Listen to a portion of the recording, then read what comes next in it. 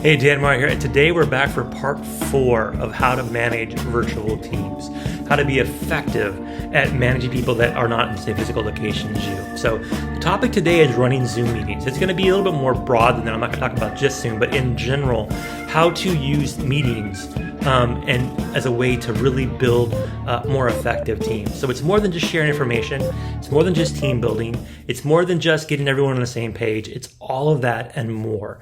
And having the ability to run effective meetings is probably the most important skill set of any manager who's doing virtual management. Now, for me, I've been doing virtual management for almost 30 years. So I first started doing virtual management. I was at Wells Fargo. I was managing project teams across the country and occasionally across the planet, trying to do different things in the IT space for the website or for credit cards or for money transfers, trying to help the bank figure out how to get things done on a truly global scale. And that required a lot of meetings where very few people were in the same room.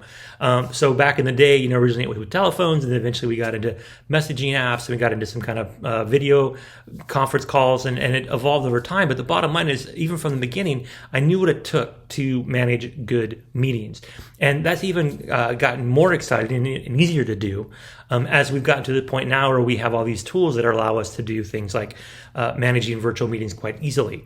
So the last 10 years as an entrepreneur, I've managed my business primarily virtually as well. I've had meetings with teams as I've launched my own businesses, as well as helped clients launch their businesses or grow their businesses using virtual staff.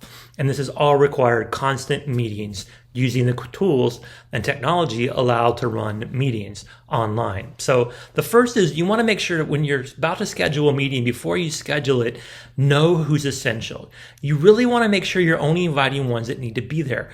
Sometimes we get into the habit of inviting everyone just in case. That's a bad idea.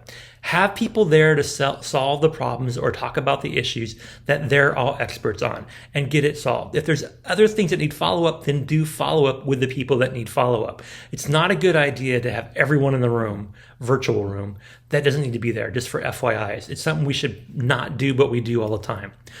So basically, just keep the list of those who need to be there. Number 2 is make sure you set an agenda. So once you've got the idea who's coming, give something they're all going to benefit from. Look over your agenda. Look over your list of invitees. Is everything on the agenda covered? And is everyone in the meeting invite going to have something to contribute to the agenda? Even if what you're doing is sharing information, it's just you talking for the entire length of the meeting, you want to make sure people have a chance to feel like it met what they came there for. You want to think about what they're going to get out of each meeting. Are they going to get new information about new products, about new things to do, about new procedures, about new employees, about new marketing plans, whatever it may be? You want to make sure people have a sense what they're going to get out of it. And when you build the agenda, you want it to be one where you're putting natural ways to check that people got it, right? So the agenda shouldn't be, I want you to learn these things. The agenda should be like, here's the new stuff we're going to do, and let me know if you understand it.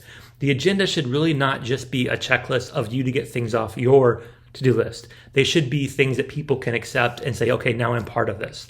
It's a big difference. Don't waste people's time. Map out your agenda. Have an agenda. Have an agenda. You should never, ever, ever, ever, ever have a meeting without an agenda. Even if it's just brainstorming, even if it's just a free-for-all get-together, you should still have an idea of what you want to accomplish and give people a sense of what they're going to accomplish by being in that meeting using an agenda. You want to set ground rules. Whenever I do a training or a meeting, I always set the ground rules, kind of like talk about who's there and what we're doing, what our goals are, make sure people have a chance to kind of acknowledge that they're engaged by either doing some kind of role or sharing, quick exercise to get people engaged. Make sure that you're there early, if not the first one. Make sure that you mute lines so people aren't talking unless you want that. Some people want people to have a little free time beforehand. Stick to the schedule, though. If you're going to start a meeting at a certain time, start at a certain time. If people are late, people are late. Don't wait. Don't wait, minutes and minutes and minutes and let everyone kind of waste. Every second that you delay the start of a meeting because somebody's running late is not worth it, because the people that are on there on time are just completely losing their ability to do things on time. So when you sacrifice the time of the many for the one or the few, it's going to cost you. So keep things on time. You want to make sure you minimize presentation length. The killer of any meeting is one person speaking to the camera for the entire meeting. The only thing worse than that is if it's not a person speaking to the camera, it's their PowerPoint speaking to the camera, meaning that all they can see is a PowerPoint and hear your voice. They're going to fall asleep. They're going to lose. They're going to check out. You're seeing already in this video that it's not just me talking, right? You're seeing things pop up. You're seeing things that talk about what we're going to do. You're seeing some text pop up, PowerPoint slides, breaking the monotony of just looking at me.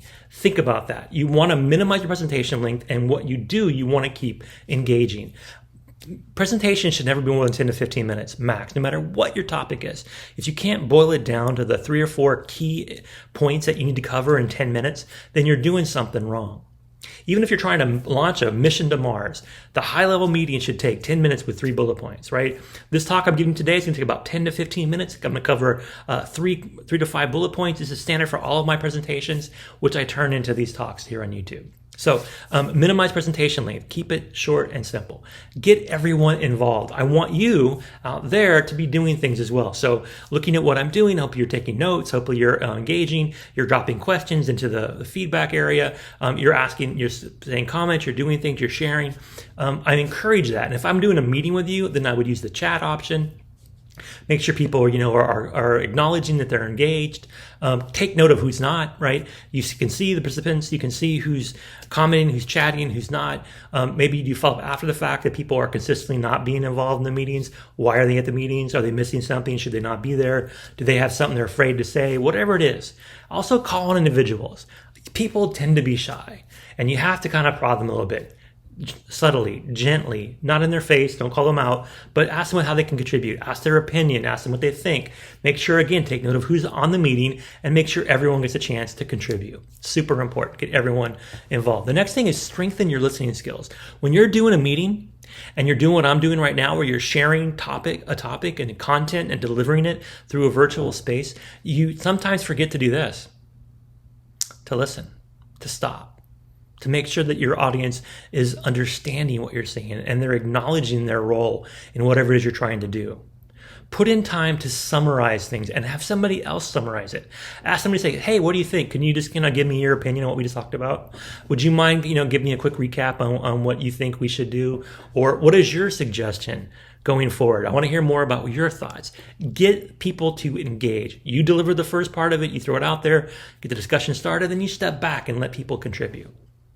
That's really the key to having really effective meetings with staff, is giving them the chance to have their own investment, to let them be the ones engaging themselves and not letting you be the one forcing them to engage. It's a big difference. So next up, think about tough issues and how to deal with them. You don't want to have meetings because you have easy issues. You want to have meetings to solve tough issues. Every meeting you have is ideally everyone's going to leave that meeting with action items that are going to get things done better, quicker, faster, more efficient, stronger, whatever it is. You should be using your meetings to solve problems, to deal with issues. Don't shy away from controversy, right? Especially thinking it's not a big deal because you're not in the same physical place. You can get by it. If you got somebody's doing something funky, doing something wrong, talk about it. You got a weird customer, you got a weird product, you got something going sideways on you. Maybe you should just talk it out. Maybe you should bring it up. You don't want to embarrass anybody. You don't put anyone in a spot. At the same time, you don't want to let things go unsaid. You don't want to leave the elephant in the room. So deal with tough issues. Another thing that's important when you're having Zoom meetings or any kind of online meeting is to stay on topic, right? Don't go off on tangents. And if you go off on tangents, bring people back. Have somebody bring you back if you go off a tangent. Have someone, a wingman. This is a great idea for a meeting to be there with you. Like, one of the things that I suggest is if you're the one that's actually the person in charge, but doing the meeting, doing the agenda, managing it, notating who's on the call, notating who's not on the call, notating who's actually engaging and who's not. You don't have to be the one to do that. You can focus on delivering the content and providing leadership by having a virtual assistant be the one to set up the meeting, to manage the meeting, to notate who's doing what, and you just focus on delivering content and engaging your team. Let somebody else do that. So staying on topic. If you get off topic, have your assistant bring you back on topic. They could send you a general reminder through a private chat. They can even say something to direct things back. And if people go down tangents, always tell them it's a great idea. It's out of scope for this meeting. Let's cover it one-on-one, or let's cover it in the next meeting. Keep things on topic, right? If you're going to have 10 to 15 minute staff meetings, you can't go off topic. You want to have those 2 or 3 bullet points, big problems, issues you want to resolve. And you want to give time for brainstorming, discussion, but you want to stay on topic. Really important to do that. And I mentioned this before, but super important, as the call starts to close, you want to think about who wasn't there and why, and who was there and why. So you don't want to just go out and follow people that didn't go, and you want to ask them why they didn't attend. You want to follow people that did attend and ask them, did they get the value out of it? Generate some kind of list of attendees. You can use the Zoom account management to give you a list of attendees. You can save the chat. You can do things to be able to get a sense of who was on the virtual room and why they were there or why they weren't there, and reward people for their contributions. Subtly challenge people that didn't contribute, and follow people that didn't show up at all. This is important in establishing a long-term pattern. If your meetings are going to be consistent over time, you need to be able to do this. You should also record the call. It's free. It's easy to do, especially on Zoom. You just record the call and save it. After a while, if you never go back to it, you can always delete it. But save it in case something comes up where you can't remember it perfectly. This happens a lot where you're having conversations and you get into a one-on-one conversation that goes into a quick one-off where you guys decide on something, and then you leave it, and then someone forgets. And you need the recorded call to go back and figure out, what did we agree on again, or how are we going to solve this problem? What was our follow-up item? What we're going to do to take action? Sometimes recording the call can really save you. So make sure it's something you do as well as you can provide it to people who couldn't attend the call. They have the chance to listen to the recording. So those are my tips on how to manage a more effective meeting, especially a Zoom meeting.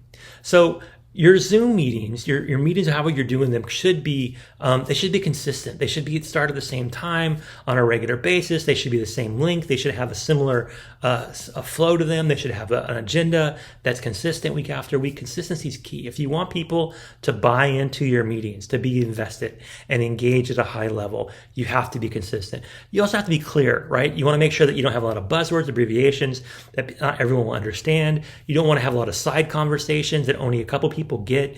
You want to make sure that the whole entire message of the meeting is clear to everyone who attends.